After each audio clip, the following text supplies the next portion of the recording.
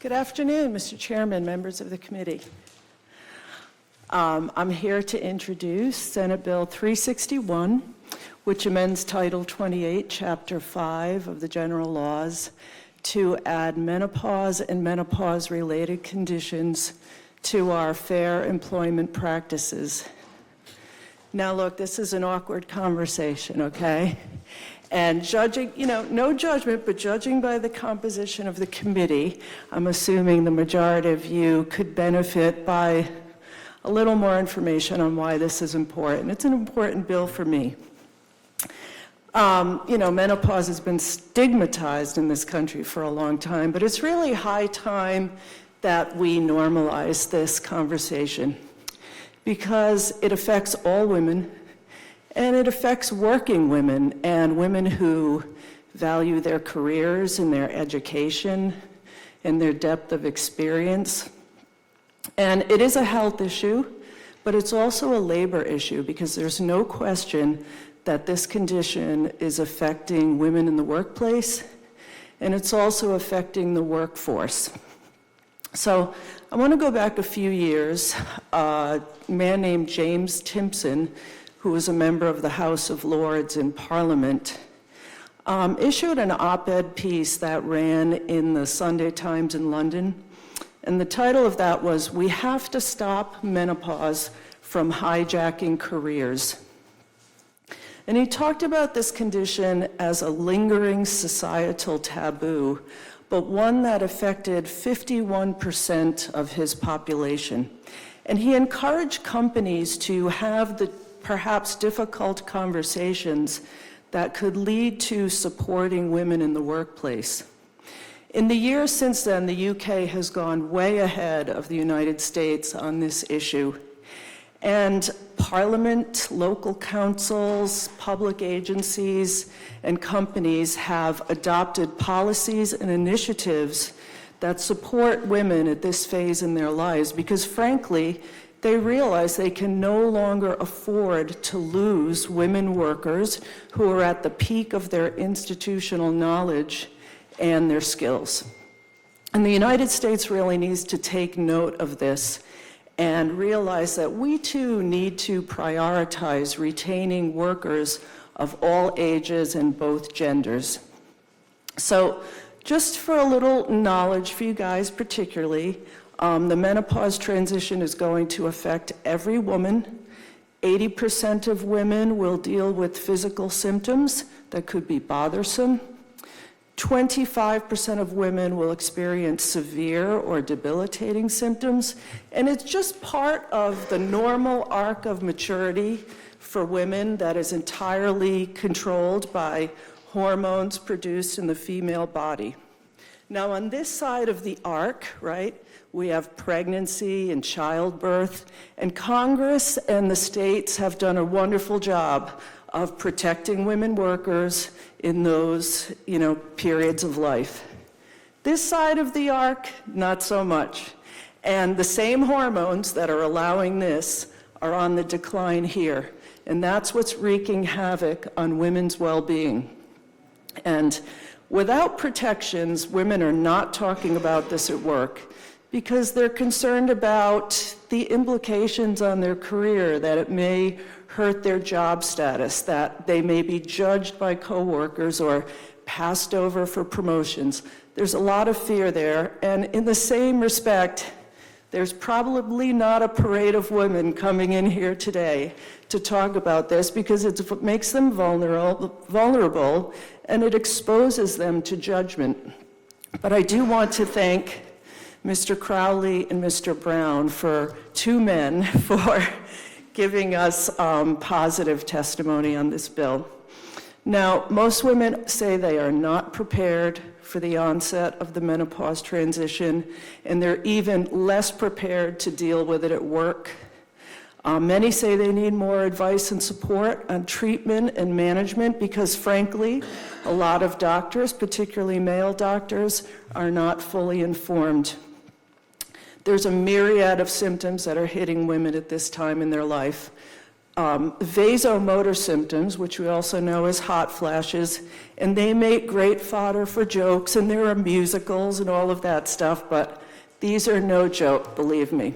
They cause a surge and sudden surge of facial and upper body heat that leads to profuse sweating, that leads to chills, sometimes confusion, and they hit you at the worst times, like when you're at a business meeting or you're giving a presentation to your team.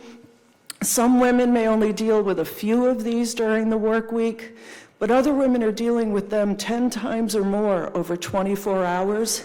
And when they occur at night, they cause sleep interruptions, which compound night after night, leaving women exhausted, irritable, unable to concentrate. And there are other health issues from sleep deprivation. Now, women are not going to their managers to talk about these issues at work because, frankly, their managers might be male, their managers might be young, but there are other symptoms that are also hitting us at this time. We're dealing with more migraine headaches. We're dealing with heart palpitations that can be very frightening. You think you're having a heart attack. We're dealing with anxiety, sometimes panic attacks, and also brain fog. And all of these things are just interfering with our productivity. Now, what women are doing, unfortunately, is they're asking for lesser hours at work or asking for lower roles at work, and that's interfering with women's career development. 10% or more of women may be outright leaving the workplace or thinking about doing so, which then has consequences on a woman's preparation for retirement. So in that sense, this is even an equality issue because it's contributing to the gender pay gap. It's causing lesser preparation for retirement and Social Security, and it's even contributing to worker shortages when we really need more workers. In 2024, the Harvard Business Review did a story about changes in the labor market, and it talked about how demographic shifts that are the result of decades of lower birth rates and increased longevity are causing employers to have to rethink their approach to recruiting and retaining their workforce. They went on to say that employers who truly value their employees realize that by getting ahead of conditions like this, they can reduce the burden on their workforce and they can also protect their bottom line. And they recognize that if women are complaining that these symptoms are causing lower productivity and performance, and that women are talking about leaving the workplace, then that underscores the reality that conditions like this pose a threat to workplace operations. In terms of the data at the Department of Labor, we have about 917,000 residents of working age in Rhode Island. 13.8% of them are between the ages of 45 and 54. 16.5% are between 55 and 64. We have an older workforce in Rhode Island, older than the national average, and women make up 45% of workers 55 and older in Rhode Island. So from that data, we can estimate that we have about 64,000 women age 45 to 54, and maybe another 35,000 age 55 to 59. So in the 45 to 59 range, which is when most women are dealing with the menopause transition, we have about 100,000 women workers potentially dealing with this condition at work. And that's more than 10% of our overall workforce. So these are significant numbers. And we also have to recognize that women at this age are probably in higher career positions, perhaps leadership positions, but some findings show that for every professional woman at director level who may be accepting a promotion, 2 other women at that same level are considering leaving or leaving the workplace. So if that's the case, our employers stand to lose more in the long run if they have to lose leadership and rehire in those situations. Legislatively, there is no federal law right now that specifically protects women at this stage of life, women workers. A bipartisan bill was introduced in Congress last year called the Advancing Menopause Care and Women's Middle-Aged Health Act, and it is making its way through committee.